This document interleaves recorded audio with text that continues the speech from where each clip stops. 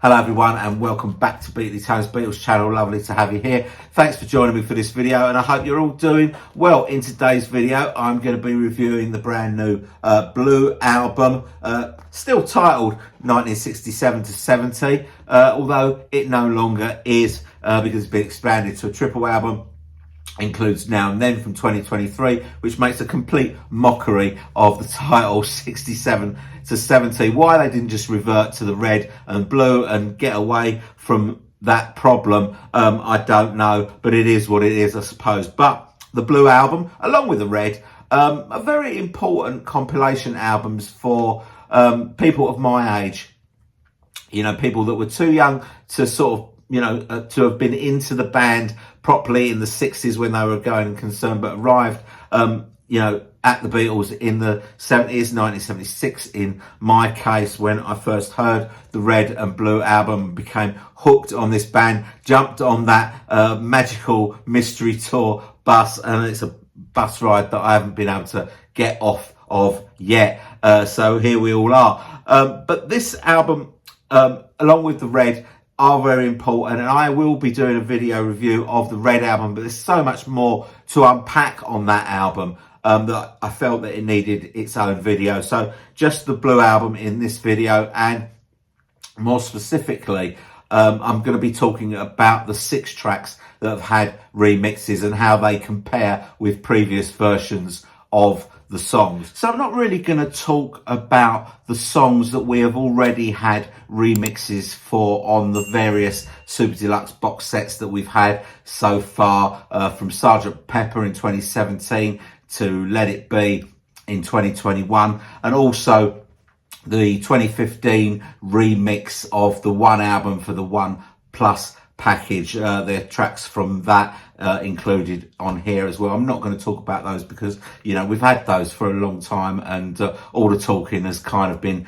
done about that already, although not necessarily all by me, because I didn't have a channel when those things came out. But anyway, I'm just going to really concentrate on the remixes, but I will say a couple of things that I think should be pointed out. And the first one is that if you're a vinyl only listener, in other words, you don't buy CDs, then the 2015 remix of Strawberry Fields Forever, you won't have. If you don't buy CDs, then you won't have them. You'll be getting it on vinyl for the first time. Now, the 2015 remix comes from the remix that Giles Martin did for the video of Strawberry Fields Forever on the One Plus album, and that was included on the Sgt. Pepper Super Deluxe CD box set. But if you remember, for Sgt. Pepper, the only vinyl release for that anniversary was just the main album. So Strawberry Fields Forever will be new to you, and I have to say that it sounds absolutely fantastic. Really, really good. Really good. Absolutely stunning. Really impressed with that. Now, also, if you've bought the Red and the Blue Album on CD, when they put CDs together and they're like this, where they're taking tracks from different albums, different sources, they have to remaster it. So your CDs will be remastered from those versions that you had with the Super Deluxe box set. So you may get, a little lift from those that might be slightly different, sound slightly different to how they did on their original box sets. And of course, with the LPs, all the LPs that have been released as part of the box sets have all been half-speed mastered. But of course, there are some tracks on the Blue Album, as we're going to talk about in a minute, that haven't had the remix treatment yet, so they would have had to do a half-speed master of this whole thing as well. So you may also find some benefits from that as well. I have to say, I've played the CD quite a few times, I've played the LP quite a few times as well,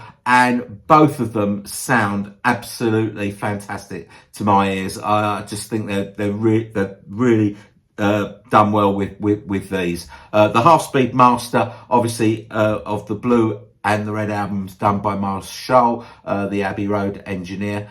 He would have done that as he did with all the other releases as well. So let's talk about these remixes. Now, remixes are very subjective, and people will argue till they're blue in the face about them.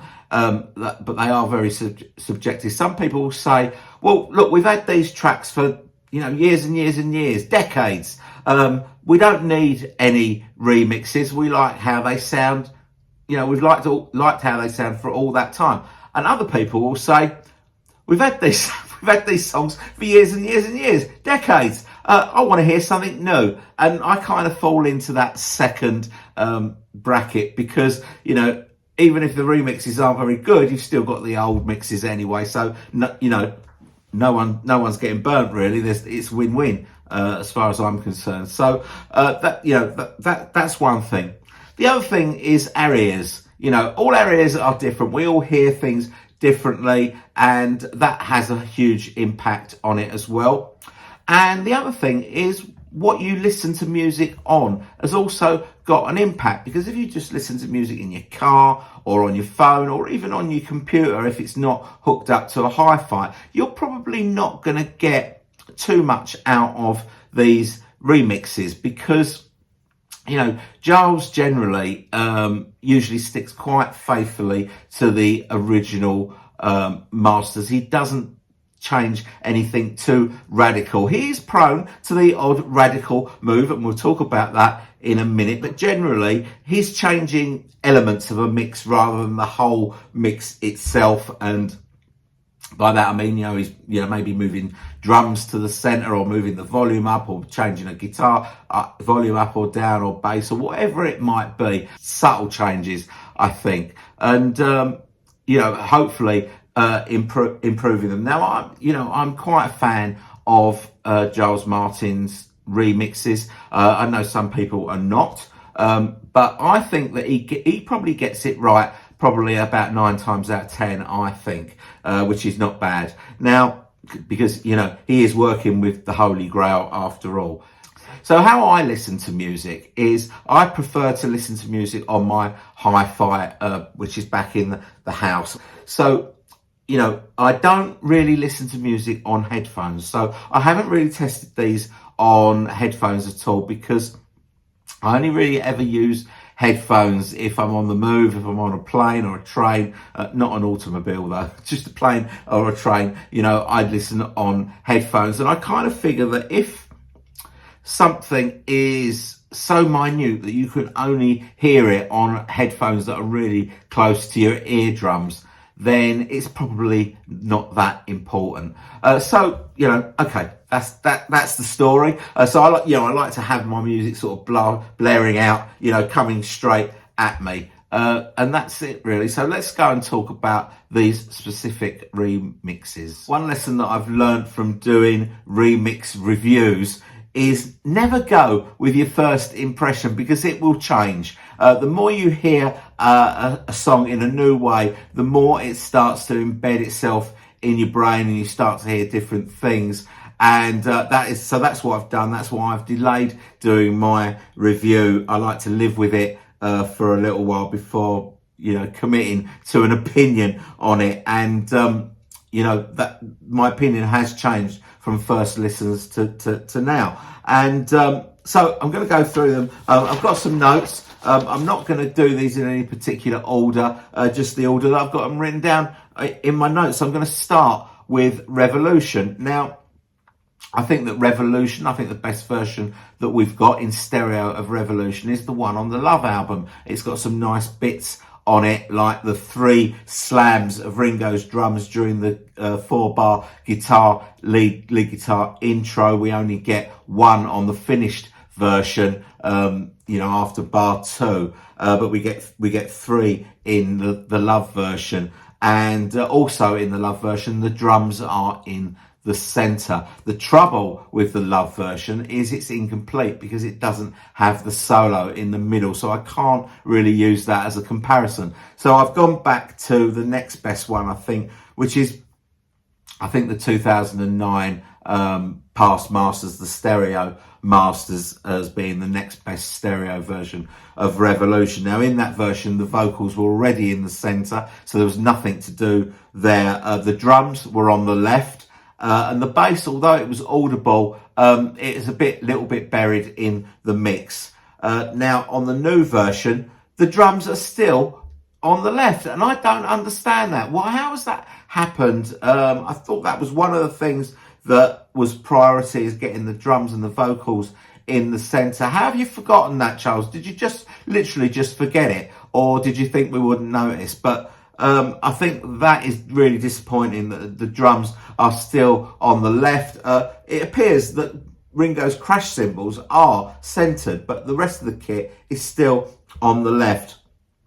The bass is higher in the mix and it grumbles away beautifully, and I think that adds to the dirtiness of the song. I think that was more in keeping with what John was hoping from the stereo mix of Revolution. He wanted it to be more gritty and more dirty, and I think that the raising of the bass in the mix has helped with that. The lead guitar intro is now in the center. That was previously on the right hand channel, and during the solo we hear John panting, which is kind of from that hybrid version that they did on David Frost's show, where they did a kind of a hybrid between the fast version of Revolution and Revolution #1. I like that a lot being included. So my overall impressions of the Revolution remix is it is probably the best version that we've had to date, the best stereo version anyway,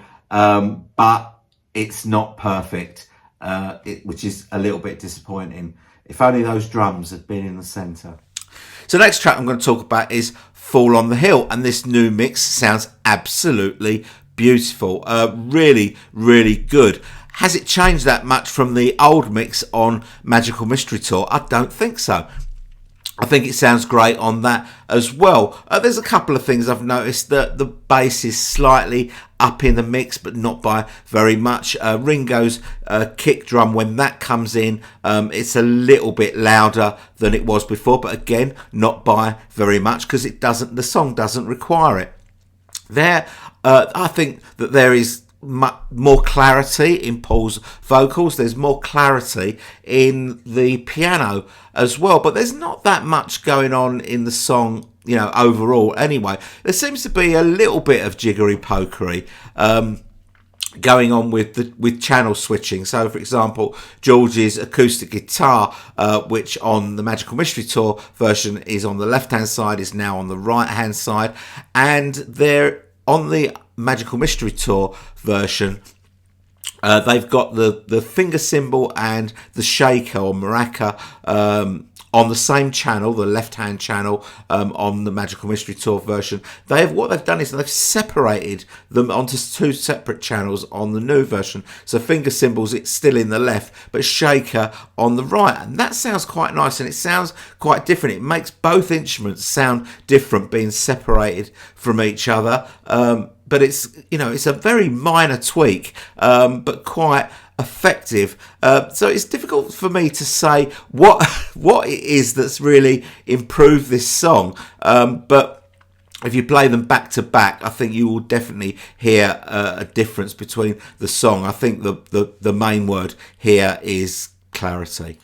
Okay, so it's time to address the elephant in the room, and that particular elephant is called I Am the Warus. Now, people have been absolutely losing their shit over this new mix of I Am the Warus, and I think in that whole shit losing process, some of the good points about this new mix have been missed. Now, I think for me, I Am the Warus, probably a top 10 Beatles song. Certainly lyrically, it is up there amongst Lennon's best ever lyrics. I guess we would call it psychedelic rock, and it probably fits that genre better than anything that is on what is supposed to be the epitome of psychedelic rock, Sgt. Pepper. This is probably the Beatles' psychedelic rock moment. And I've always thought, though, that I'm the Walrus has always been overcrowded, overpopulated with instruments happening at the same time, which has led to it being a little bit muddy and a little bit confused. And the other thing that happens in Am the Warus is we hear some of the worst editing in the history of pop music. So I was really looking forward to hearing the remix of I Am the Warus. So let's see how they got on. Now, I do think that we have had a decent mix in stereo of I Am the Warus on the Love album, but that version of it is not complete, and I'm not sure if there's some other bits mashed in with it as well, but it's certainly shorter than the 4 minutes 35 that the full version runs at. So I'm not going to use that as my kind of starting point. So I'm going back to the Magical Mystery Tour version, the stereo version. So right from the get-go, the first difference that I hear here is on the intro, the keyboard, the electric keyboard part, the on the Magical Mystery Tour and subsequent, earlier versions, there's a rogue note in there right at the end, just before the cellos come in. There's a rogue note that has gone, so that is a tick straight away. Now, our Magical Mystery Tour, the vocals are already centered. That hasn't changed. That wasn't something that needed to be fixed, but the drums are on the left. That has been fixed. The drums are now in the middle, and the fills are just so much more audible. The drums have been cranked up a little bit, and you can really hear what Ringo is doing with those fills. You can literally hear him going from tom to tom, as you should do in this song. So kind of that space that I was talking about earlier has been created to make room for that, which is very pleasing. The bass has been ramped up a little because that is something that was definitely lost in the mix of the original I Am the Warus.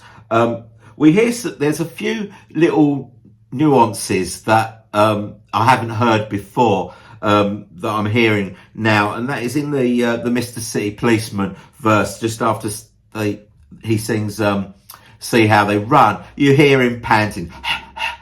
That's in there. I like that. And we've got in the Sitting in the English Garden bit, there's just after he sings Sitting in the English Rain, you hear some sort of percussive instrument. I think it's a shaker. It might be a muted tambourine, but it sounds nice. It's nice to hear things.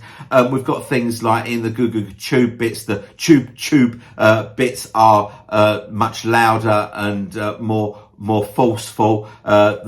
This lyric of John's, or this vocal of John's, is probably the thing that Liam Gallagher based his entire singing career on. And I'm not sure that they've done that much to John's vocal. It sounds fairly, pretty much the same as it did before. It might be up a little bit in the mix, but it's great. But the main thing, the thing that everyone is missing, is that those dreadful edits on the sitting in the English Garden bit, just when it goes into that bit, there's a dreadful edit on the stereo version. Doesn't exist on the mono version. That is gone. That is a big plus. And there's also, just before the cellos, that bit, there's on Magical Mystery, it's worse on Magical Mystery Tour than it is on any other version like the original Blue album or anything. There's some like static electricity that you hear, and that has gone as well. So really good. So I think for the first 4 minutes of this song, we have got the best stereo mix of I Am the Warus we have ever had. Then it all goes a little bit weird. Now you've all heard this radio play that has been put on the end of it. It's different to how it was on the Magical Mystery Tour, but quite similar to what was used on the Love album, almost the same, but there wasn't as much of it on the Love album. There's about 35 seconds of it, and the sort of the key bits of that, the King Lear thing, are still there. The Sit You Down Father, Rest You, and Is He Dead, and all that sort of stuff, and Serviceable Villain, all that stuff you can still hear. And what has been obliterated is the oompa stick up your jumper bit, which, you know, I'm just wondering, you know, is that important that we don't hear that? It's not even the Beatles singing that. You know, I'm not sure. I'm not sure that, I don't think that the radio play is good. I don't think it is. I don't think it adds anything to the song. But I don't think we've lost that much by it being over the top of the Oompa Loompas bit. So I'm not so sure. It's kind of shades of Revolution 9. And do we need a sort of a, you know, a son of Revolution 9 on I Am the Warus? Probably not. But, you know, I'm not gonna wet my knickers about it. I don't think it's that great, but, you know, it's not bothering me that much. What I am really pleased about is how great the rest of the mix sounds. So that is my take on I Am the Warus. So next up is Magical Mystery Tour, which is an absolute triumph right from the start with the trumpet intro. The trumpets, they sound bigger, they sound bolder, they seem brassier than they've ever been before, so much so that they kind of drown out that kind of spoken bit right at the beginning. The roll up of the Magical Mystery Tour, step right this way. The beginning, the first roll up maybe is a little bit overshadowed by those trumpets, but it doesn't really matter because those trumpets are worth hearing. So I'm okay with that. The drums have always been on the left-hand channel in the old version of Magical Mystery Tour. They're still on the left, which is disappointing from my point of view. I prefer them to hear them in the center. So that is the only down point of this song for me. The backing vocals, you know, the roll up for the mystery tour, that has always been in the center on the stereo stage, and it still is. But other bits of vocal, like You've Got an Invitation, those bits, and when it slows down to the sort of, the magical mystery tour is dying to take you away, that was always on the right hand channel. That is now in the center of the stereo image, which is really good. Paul's bass is up in the mix, sounds great, adds something to the song for sure. But the real revelation of this song is the discovery that George is playing some electric guitar, some rhythm guitar, so kind of drifts in and out of the song, but it's there. And I'm just wondering if that was ever on the original mix, or this is something that they, you know, have discovered on the master tape, something that was there, you know, originally, but decided to leave it out of the, you know, the original George Martin mix. Maybe it could be something, you know, completely new. But I'm loving hearing that, and it definitely adds something to the song for me. So yeah, Magical Mystery Tour, very good. So moving on to Hey Bulldog, I don't think there is any question whatsoever that the new 2023 mix absolutely wipes the floor with the version of Hey Bulldog on the 2009 remastered Yellow Submarine album. But that isn't the version that I want to compare the new version against, because I believe that the version on this album, the Yellow Submarine song track, is probably the best version of Hey Bulldog that we've got today. Now, I really like the mixes on that 1999 song track album. It was the first sort of album of remixes that we got, and when we got it, it was a revelation. But looking at these mixes reflectively now in comparison with the work that Giles Martin is doing, I think that these mixes are very, very bright. The highs are very, very high on this record, but the Hey Bulldog has got very good lows as well that some of the other songs don't have. And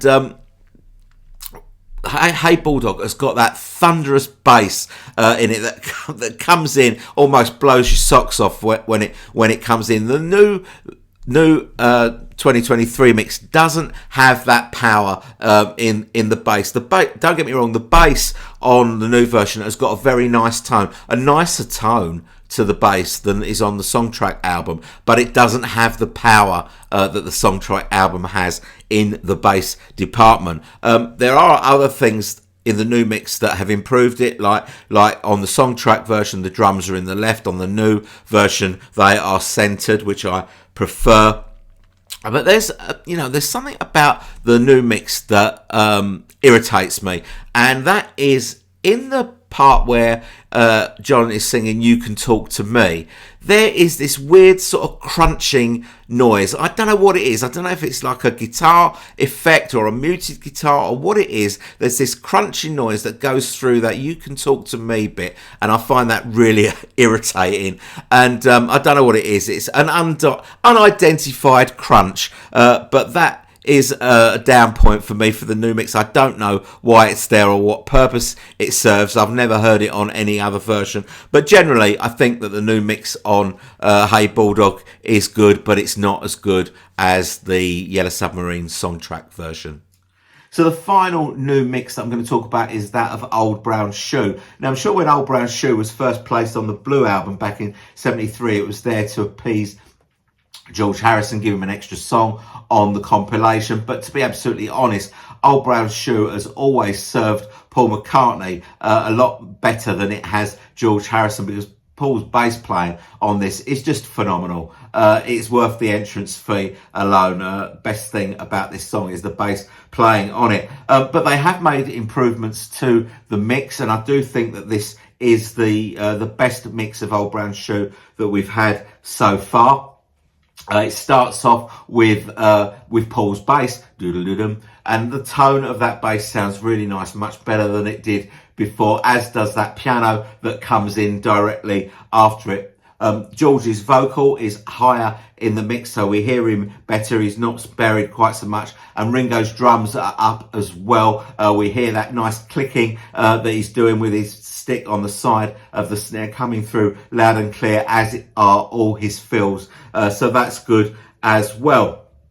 There are bits in this song that I'm hearing for the first time, and one of those things is Paul's bass playing between verses and choruses. So in other words, at the end of, say, verse 1 and before the beginning of verse 2, he does this lovely descending bass line,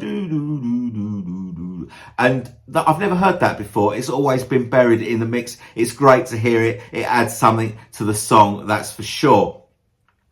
There's one sort of weird thing that happens after about 36 seconds. It's the beginning of verse 2. You know, George's little riff. The first part of that, which is just two notes and a slide in between them. And on verse 2, they are buried really, really low in the mix. And I don't know why they are there. But they're very low in the mix, and it's only on verse 2, and that seems really weird, and that would seem to be a mistake. And if it is a mistake, it's quite strange that something like that has got through, but I'm not sure why they would do that on purpose.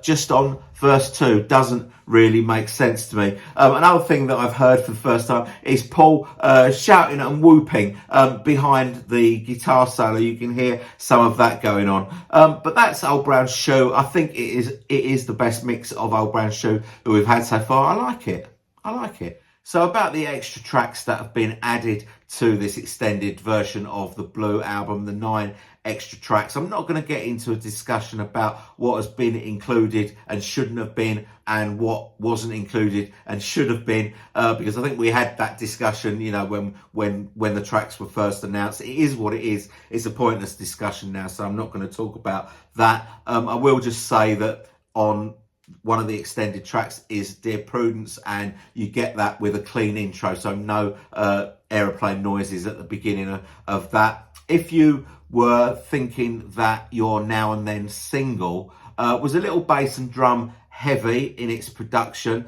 you might prefer the version that is on the Blue album because of the, you know, the remastering of the CD and the half-speed mastering of the LP versions of the Blue album. Those elements have been toned down a bit naturally to make the song sound as if, you know, it fits with all the other songs. So that's it, really. So please do tell me down in the comments what you think of these remixes. I'd love to hear your views, whether you like them, you hate them, you're indifferent to them, or whatever. As you know, I read all your comments, and I will respond to all your comments. Even with one hand, I will respond to all your comments. It might just take me a little bit longer to get to them all, but please leave me your thoughts. Okay, well, that is it from me. I am going to be doing a full review of the Red album as well. That will be coming next on the channel. So thanks very much for watching this video. I hope you've enjoyed it, and I will see you all very soon. Bye-bye.